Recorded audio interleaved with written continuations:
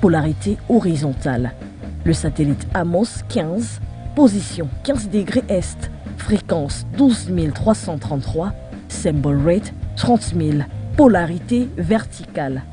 For You Télévision est également disponible sur les bouquets créés au Linkswecom, Star Times, sur nos différentes plateformes numériques et sur l'application For You Media, téléchargeable sur Play Store. En bonus, profitez de la pertinence de nos sujets d'actualité et de l'interactivité de toutes nos émissions. Participez par appel WhatsApp au +237 693 589 668. Sur Skype, For You TV. For You Télévision, votre nouvelle chaîne panafricaine qui vous offre une autre vision du monde.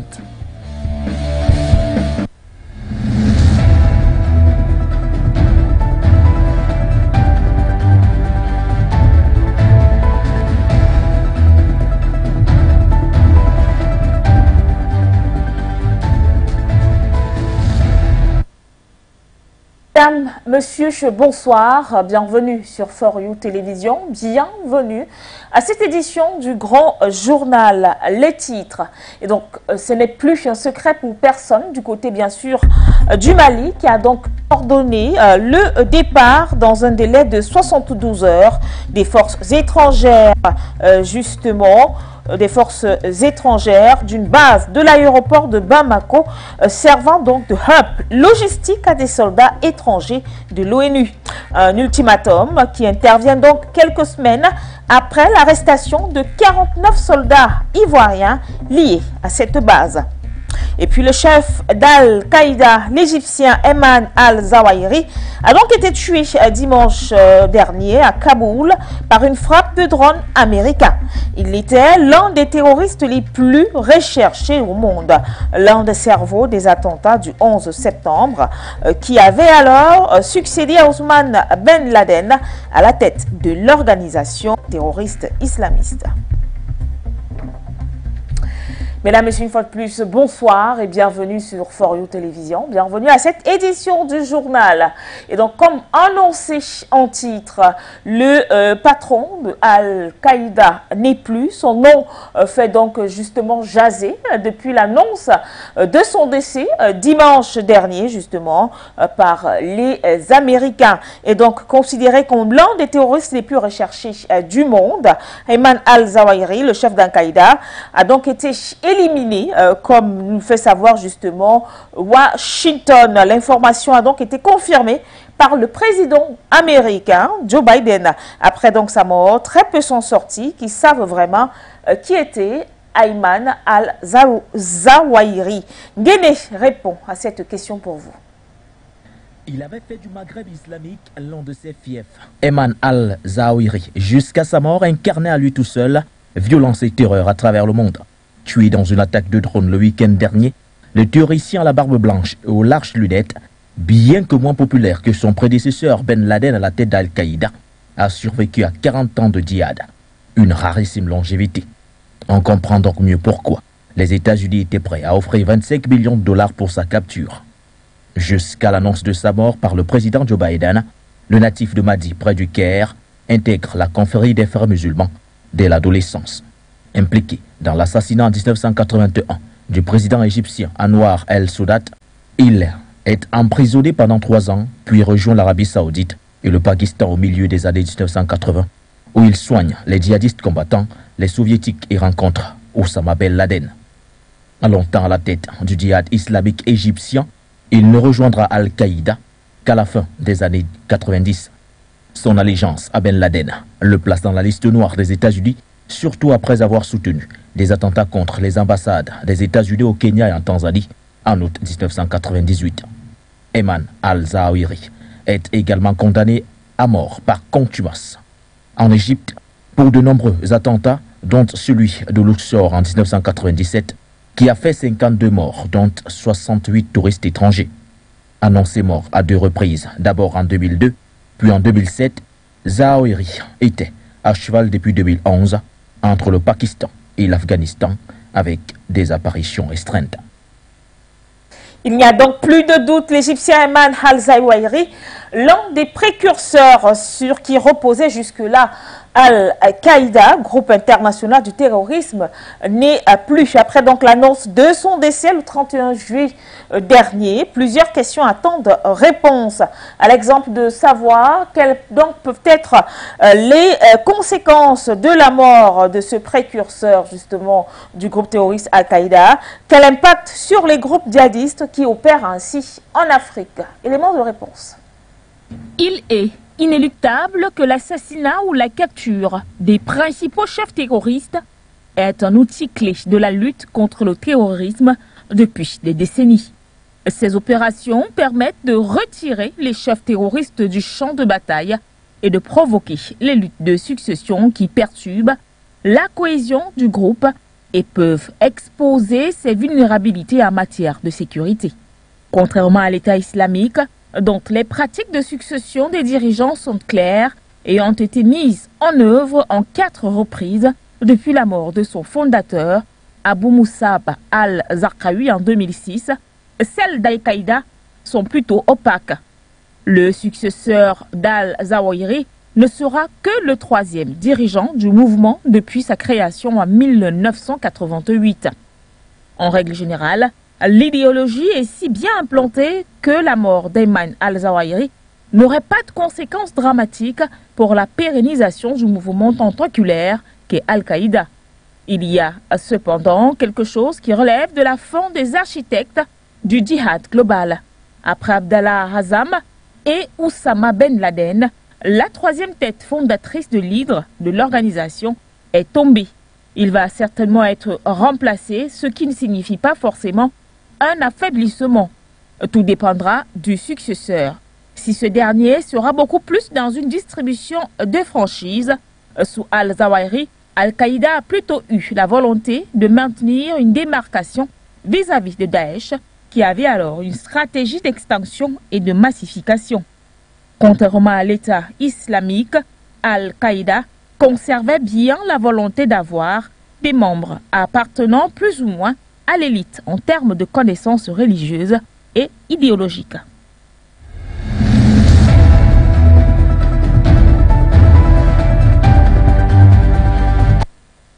Et donc, pour avoir ample explication ou encore des éléments de réponse plus avertis, nous avons notre invité de ce journal. Il s'agit bien sûr de monsieur Souleymane Hamzat. Vous êtes donc expert sur les problèmes de terrorisme, notamment au Sahel, mais aussi en Afrique. Déjà, bonsoir et merci d'avoir accepté notre invitation.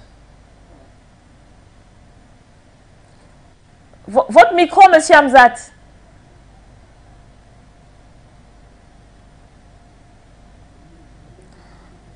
Votre micro, s'il vous plaît. Ah non, toujours pas. Nous n'avons pas de retour, monsieur Hamzat.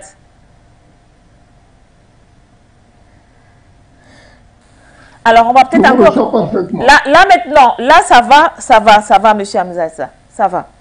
Alors, parfait. Oui. Parfait. Déjà, d'entrée de jeu, comment est-ce que vous avez accueilli cette nouvelle dimanche très tard ou encore lundi matin, peu importe l'heure à laquelle, compte tenu du décalage horaire, l'heure à laquelle la nouvelle est tombée?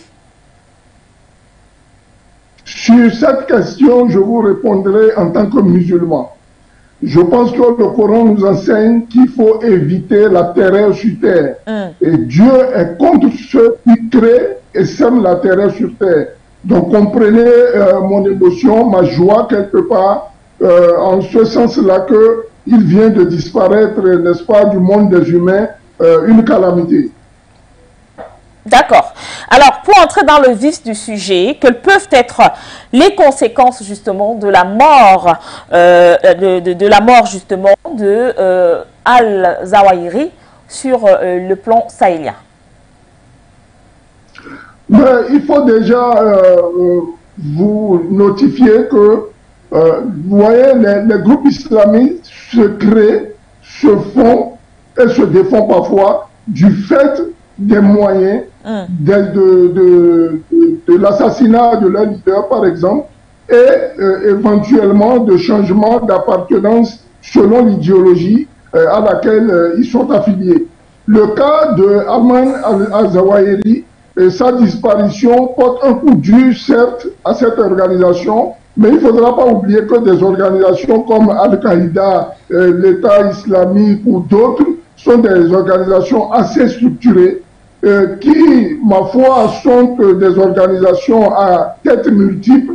C'est un serpent à 1000 têtes. Vous en coupez une, il y en a 1000 qui réapparaissent. Donc, ne soyez pas surpris que dans les jours qui viennent, Ayman al-Zawahiri soit d'une part enregistré au passé, n'est-ce pas, des actes de son groupe terroriste, mais souffrez qu'il y en ait un autre qui apparaisse dans les jours qui viennent. D'accord. Alors, est-ce qu'on peut se dire aujourd'hui qu'il y a quand même un impact au niveau de ces groupes djihadistes? Si oui, ce serait lequel des impacts? Oui, mais déjà, il faut remonter. Un groupe islamique a nécessairement besoin d'un certain nombre de contacts. Je remonterai d'abord un peu le fil en vous parlant de celui qui a été tristement célèbre, connu comme étant le véritable patron d'Al-Qaïda. Je veux parler de Osama Ben Laden, qui d'ailleurs a été tué par les Américains et qui gardait un portefeuille assez conséquent de contacts, n'est-ce pas, un charisme au niveau de ce groupe-là, et qui avait d'ailleurs pour adjoint al-Zawahiri qui vient d'être tué le dimanche dernier. Mais vous savez que quand une tête est décimée au plan organisationnel de ce groupe terroriste, il part avec un certain nombre de données qu'il garde en lui et qui certainement ne sont pas répertoriés. Vous savez que les groupes terroristes, à les étudier, ce sont des groupes qui travaillent, n'est-ce pas, en amphibie, en sourdine et surtout sans trace. Donc, ils partent avec un certain nombre de données statistiques, matérielles, de contacts et surtout financiers qui puissent permettre au groupe de tenir. Si aujourd'hui nous devons évaluer les impacts de ce groupe-là, certes, il ressurgira une autre force, peut-être pas aussi forte que celle de ces deux messieurs qui ont quand même traîné le monde dans la boue pendant 2 bonnes décennies. Il naîtra certainement un autre groupe et il faudra vous dire ici que Ayman al-Zawahiri s'était retrouvé complètement affaibli au lendemain des attentats du 11 septembre pour plusieurs raisons. La première, c'est qu'au niveau de son charisme, il n'avait pas le même charisme qu'Osama Ben Laden. Il avait une certaine, disons, réputation mitigée, en ce sens-là que son discours n'était pas cohérent du point de vue religieux et idéologique, et encore moins militaire. Il avait des restrictions au niveau financier, et il fallait voir qu'il y avait la traque derrière qui l'obligeait à se cacher, qui ne favorisait pas une prise de contact, et pour chuter enfin, le printemps arabe qui est venu s'en mêler et qui a d'ailleurs brassé le nord du Maghreb et une partie du Moyen-Orient, ce qui l'a complètement déconnecté, n'est-ce pas, de ses contacts. Vous avez d'une part la traque, vous avez d'une autre part une perte de vue totale, et ce qui a permis d'ailleurs à un autre groupe comme celui de Abu Bakr al-Baghdadi, n'est-ce pas, de l'État islamique d'émerger. Vous voyez, ils sont dans un combat, un challenge qui sur le terrain est lié non seulement aux hommes, aux contacts, aux moyens et surtout au matériel. D'accord. Alors pour sortir avec vous, monsieur Souleymane Hamzat, peut-être une question à 2 volets. La première est de savoir, est-ce qu'on peut finalement considérer cette mort comme un ouf de soulagement d'un côté, et puis la deuxième question qui rentre justement dans la même réflexion est celle bien évidemment de savoir, parce qu'il faut le dire, Ayman al-Zawahiri, c'était bien sûr le deuxième patron d'Al-Qaïda, après bien sûr Osama Ben Laden. Lorsqu'il est parti, un second est arrivé. C'est vrai que tout à l'heure, vous le disiez, que forcément il y aura un autre successeur. Mais finalement, à quoi ça sert? Et il faut le rappeler, que ce soit Osama Ben Laden ou encore al-Zawahiri, ce sont les États-Unis qui annoncent toujours les avoir tués. Alors, à quoi bon les tuer si à chaque fois il y aura un autre successeur pour pérenniser justement ces groupes terroristes? pour répondre à votre première question, du ouf de soulagement, oui, certes, par rapport à ceux qui aujourd'hui mettaient du temps à faire le deuil. Je veux parler des Américains qui ont été particulièrement frappés le 11 septembre, n'est-ce pas, 2011. Il y a ceux-là qui pourraient éventuellement pousser un ouf de soulagement. Et nous autres, d'autre part, donc, n'est-ce pas, le groupe Al-Qaïda a des démembrements au niveau du Sahel. Il y en a plusieurs. Il y a Al-Qaïda au Maghreb islamique, il y en a beaucoup de sous-groupes d'Al-Qaïda qui ont prêté allégeance, n'est-ce pas, à Ayman al-Zawahiri. Mais sur votre deuxième question, de savoir qu'est-ce que cela vaut, n'est-ce pas, pour un groupe pareil de revenir avec une nouvelle tête, il faudra nous renseigner sur, n'est-ce pas, les sources de financement. Le terrorisme a bien une source de financement, une source d'approvisionnement, une source de financement, une source d'approvisionnement, et d'autre part, il faut aller, n'est-ce pas, perpétuer, n'est-ce pas, cette idéologie-là, qui d'ailleurs n'a rien à voir avec l'islam. Moi, je suis musulman pratiquant et coagulé, j'ai même fait mon hajj, mais je ne me retrouve pas dans le désert.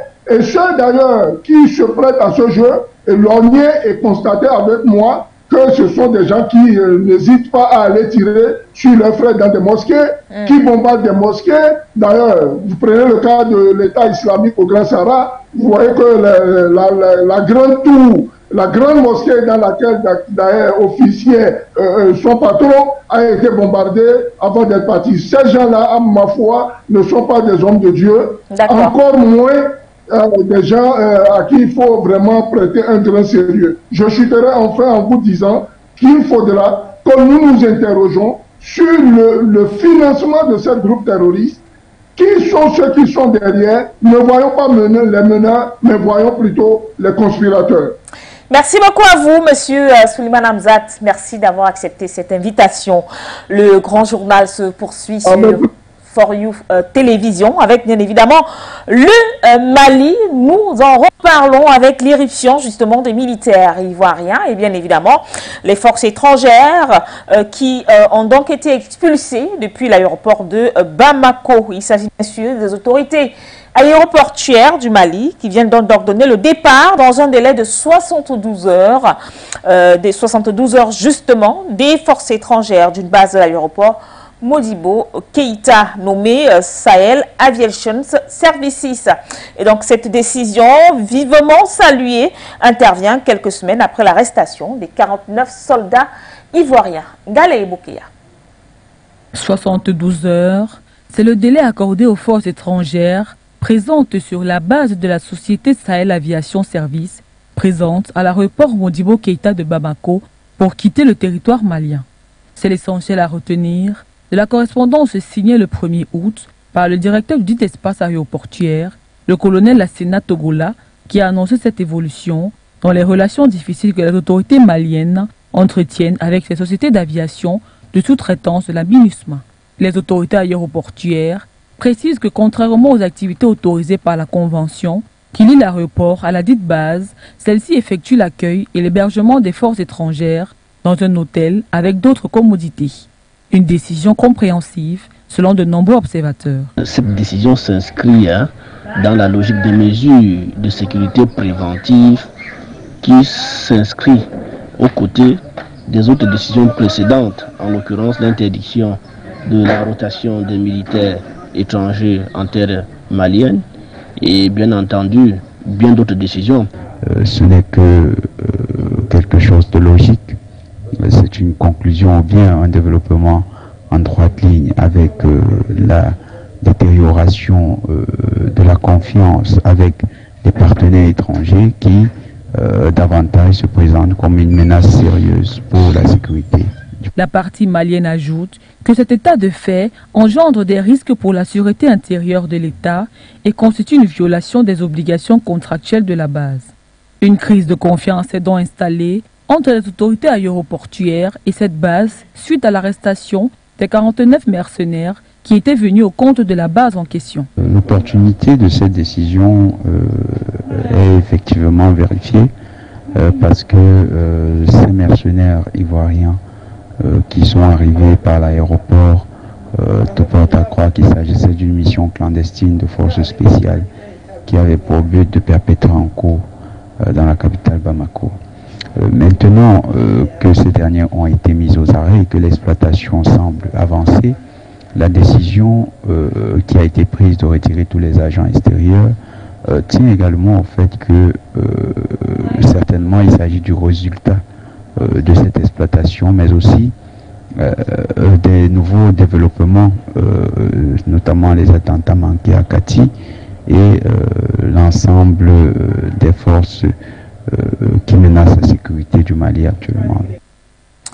Si du côté du Mali, ce sont des expulsions qui se font ressentir, du côté du Niger, il s'agit plutôt de l'installation du nouveau commandant de la force Barkhane, le général Bruno Baratz, est donc le nouveau commandant de la force française Barkhane.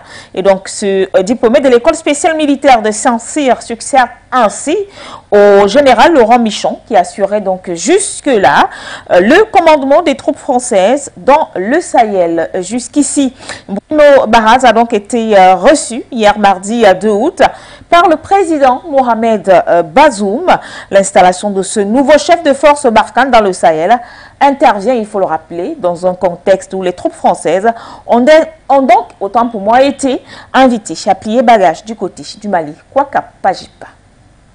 C'est en fin de matinée ce mardi 2 août 2022 que le chef d'État du Niger, Mohamed Bazoum, recevait le nouveau commandant de la force Barkhane, le général Bruno Baratz, officier des forces spéciales, ancien commandant des forces spéciales de l'armée de terre, diplômé de l'école spéciale militaire de Saint-Cyr en France, prend la relève du général Michon en pleine réorganisation de la mission de l'armée française dans la région. Le général Bruno Baratz, nouveau commandant des forces spéciales françaises au Sahel depuis une semaine, est donc venu remercier le président de la République du Niger pour l'appui que fournit ce pays d'Afrique de l'Ouest à la France dans le cadre de la réarticulation du dispositif Barkhane. Pour rappel, chassée du territoire malien par les autorités de transition, l'armée française est contrainte de sortir tout son matériel accumulé pendant plus de 8 années d'opération, notamment plus de 6000 conteneurs assortis du Mali et beaucoup de convois nécessitant énormément de trafic car s'étalant parfois sur pas moins de 10 km, la seule solution pour le faire, d'après les propos du général Bruno Baratz, était un passage sur le sol nigérien. Une partie de tout ce matériel devant transiter par le nord-ouest du Niger, proche de la frontière malienne. Cette installation officielle de Bruno Baratz, qui coïncide avec le retrait des forces françaises au Mali, marque aussi la fin de la mission du général Laurent Michon, ancien commandant de la force Barkhane, qui récemment, au cours d'une conférence de presse à Ouagadougou, où il faisait le point sur l'opération de désengagement en cours au Mali et la nouvelle articulation au Niger, annonçait déjà que les effectifs des militaires français passeront de 4000 à 2500 hommes environ.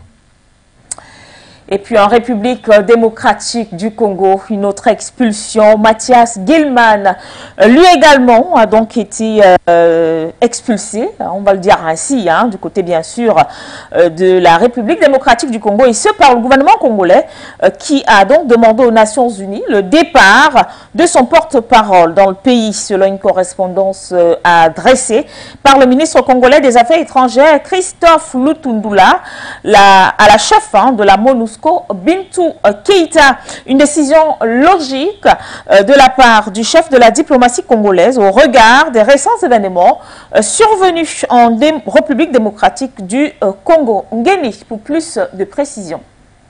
Après Olivier Salgado au Mali, c'est au tour de Mathias Gilman d'être expulsé de la République démocratique du Congo.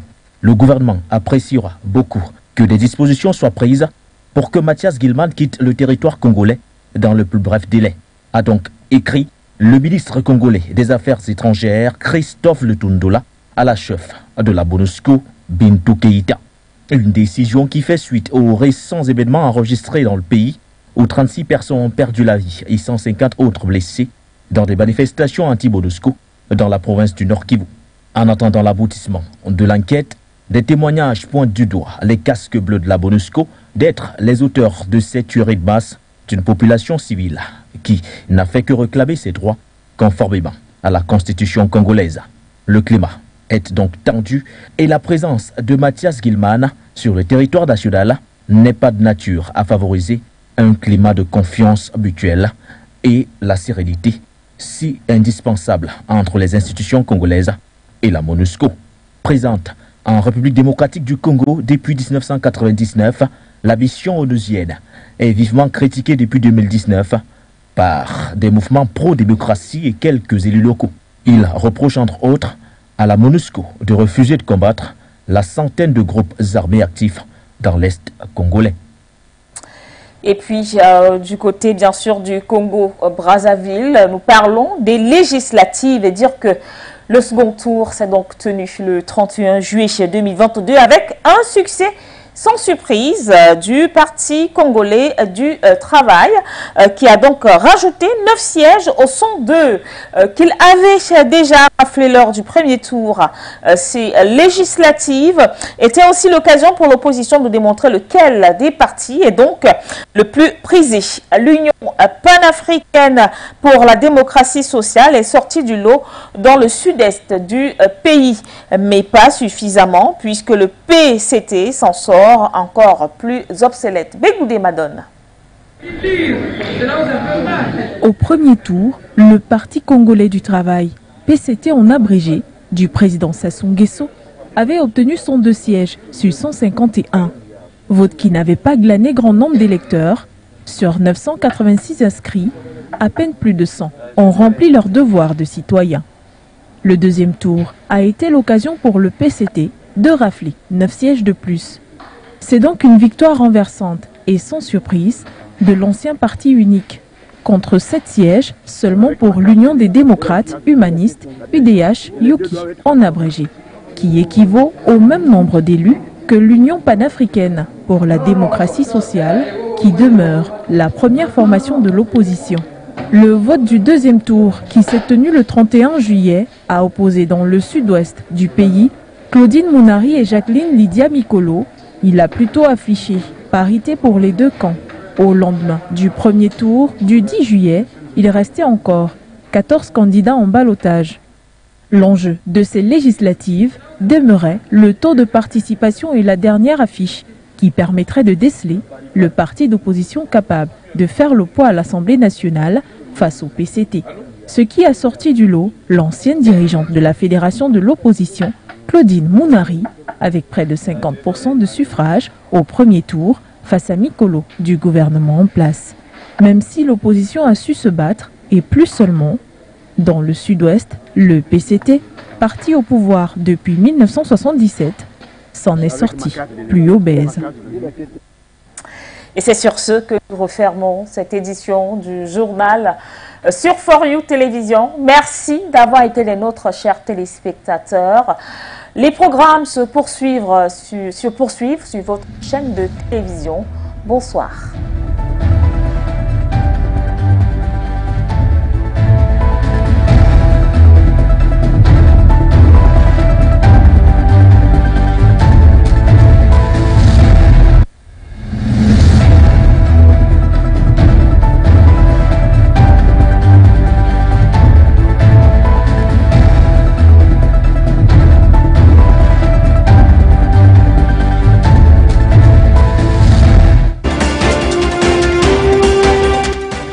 United Nations force MONUSCO has admitted that some of its peacekeepers have opened fire for unexplained reasons, highlighting that arrests had already been made.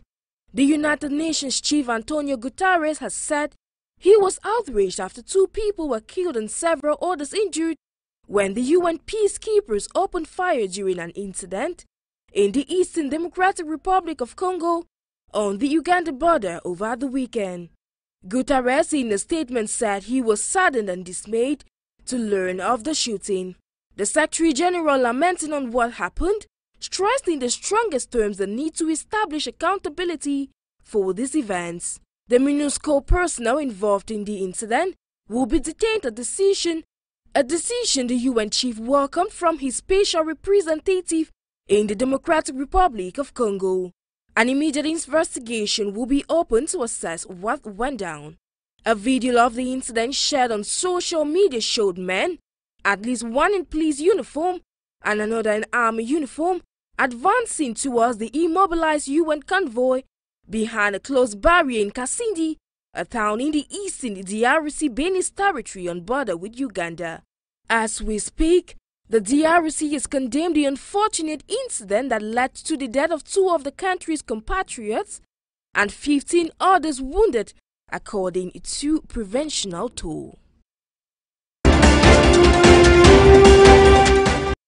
South Africa started the competition well with 6 medals, including 4 gold, 1 silver and 1 bronze. 3 of the 4 gold medals were won in swimming by Lara van Nikkels in the 50 meters breaststroke, Peter Kwadze in the 100 meters breaststroke, and Tajana Schoenmaker in the 200-meter breaststroke.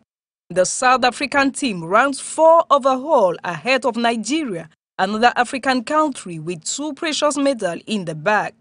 The Nigerians are indeed 9th with 3 medals, including 2 gold. The 2 golds are gleaned in weightlifting by Hafiatu Folashade Lawal, 59 kg, and Ajoda Adenike Olarinoye, 55 kg. Their compatriot Adijon Joseph Omofia could not do better than a bronze medal in the 67 kg category. The other 5 African medals are gleaned from the marathon. Ugandan Victor Kiplagat wins the men's race gold medal ahead of Tanzania and Falls Felix Simbu silver medal and Kenyan Michelle Mugo Jitowe bronze medal. In the ladies, Kenya gets a silver sham while Namibia's Hilalia Johannes were bronze. In weightlifting, again the Mauritian Marie Agneta Rwala Wonosa finished 2nd in the 49 kg category, synonymous with a silver medal. On behalf of Cameroon, the athletes are still in the race to win their first medal. 37 athletes are participating in 10 disciplines, and the result achieved so far, especially in swimming, weightlifting and judo, have been disappointing as no medals have been won. Placed under the chairmanship of Dr. Shogel Kogala Maiga, Prime Minister of the Transitional Government, this meeting will take place over 5 days of exchanges on certain aspects of the implementation of the CET agreement. During this meeting, the signatory Malian parties, assisted by their international partners, in particular the United Nations and Algeria, will discuss political and institutional issues, including DDR, disarmament, demobilization, and reintegration, which are not necessarily linked to a renewal of the Constitution. The various parties have made no secret of their desire to move as quickly as possible towards a realistic implementation of the Peace and Reconciliation Agreement signed since 2015.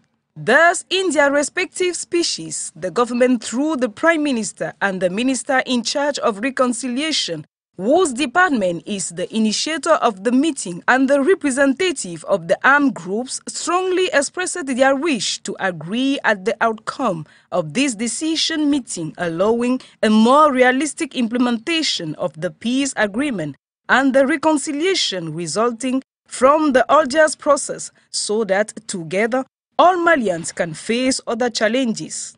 The same wish was expressed by Algeria, leader of the mediation and the Secretary General of United Nations in Mali, head of MINUSMA, while ensuring that their support will not be lacking. The Somalian government has appointed former deputy leader and spokesman for the Al-Shabaab Islamist group as religion minister, Prime Minister Hamza Barre announced on August 2nd. The nomination comes as a surprise for many, as Mokhtar Robow has been on a 4-year house arrest after falling out with former President Muhammad Abdullahi. Mokhtar, now 53, publicly deserted from the Al-Qaeda-linked militants in August 2017. The United States government at one point offered a $5 million bounty for his capture. Robow was arrested in late 2018 under the grounds of raising an army in Baidoa, the capital of the Southwestern Bay region, and undermining stability. This happened days before he was scheduled to run in regional elections. His designation comes barely weeks after recently elected President Hassan Sheikh Mohamud hinted at his government's willingness to negotiate with Al-Shabaab. The Islamic group has waged a bloody insurrection against Somalia's fragile central government for 15 years and remains a potent force despite an African Union operation against the group. The August 2nd appointments include a deputy prime minister, 25 ministers, 24 state ministers and deputy ministers in a 75-member team with parliament due to vote on the nominees. The newly born government already has a host of challenges to tackle, including a looming famine and the Islamic insurgency. A crippling drought across the Horn of Africa has left about 7.1 million Somalis, nearly half the population, battling hunger, with more than 200,000 on the brink of starvation, according to UN figures.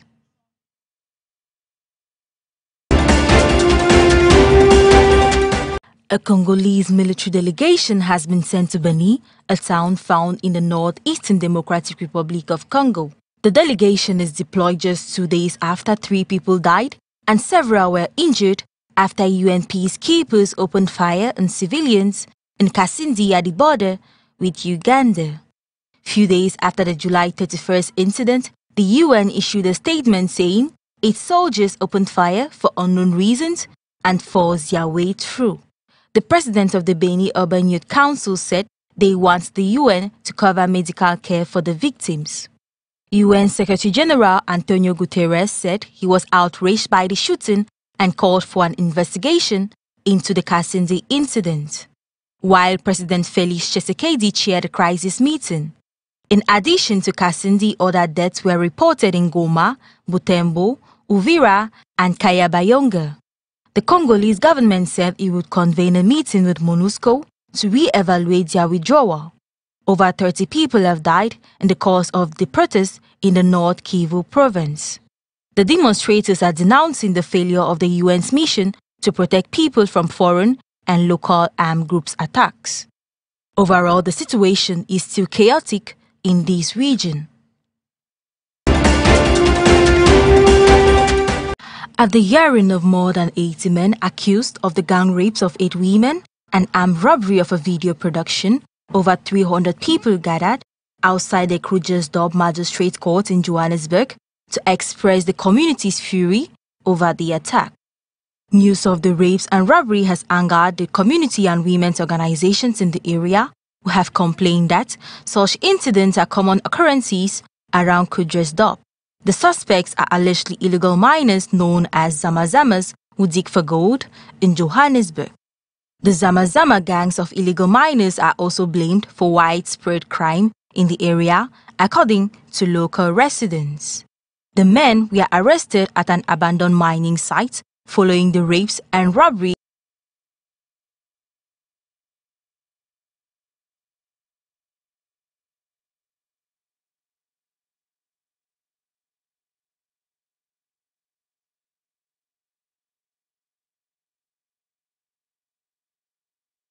Rapes occurred when a crew filming a music video at one of the abandoned mines was attacked by men on Thursday last week, according to police sources. Speaking in a press conference in Pretoria, South African National Police Commissioner Lieutenant General Fanny Masemola says no stone will be left unturned in ensuring that the suspects are brought to justice. DNA samples from the raped women will be used to identify the perpetrators of these crimes. Others arrested are expected to face additional charges of illegal immigration and illegal mining. A fuel tanker explosion has led to at least 6 persons killed and dozens injured in the southwestern part of Libya, medics said on Monday. No concrete causes are yet to be attributed to the blast. It all began when a crowd flocked around a tanker as it headed to resupply a petrol station in the Bent Banya district, resulting in a stampede followed by a massive explosion that set several cars on fire, according to images posted online. Reports from the North African country stipulated that 6 people had died at the main hospital in Seba, southern Libya's main city. According to the hospital's management post on Facebook, More than 50 wounded were admitted at Sheba Hospital without indicating the number of deaths. Many of the wounded were in a critical state, mentioned a security source in Sheba, hundreds of kilometers south of the capital Tripoli. The nation's interim Prime Minister Abdulhamid Deba tweeted reacting to the explosion that his government was closely following the incident, adding that they have ordered a crisis cell to urgently transfer the wounded to the major hospital. Southern Libya has been particularly affected by poor services and a lack of investment for more than a decade since the overthrow and killing of former leader Muammar Gaddafi in a NATO-backed popular uprising in 2011.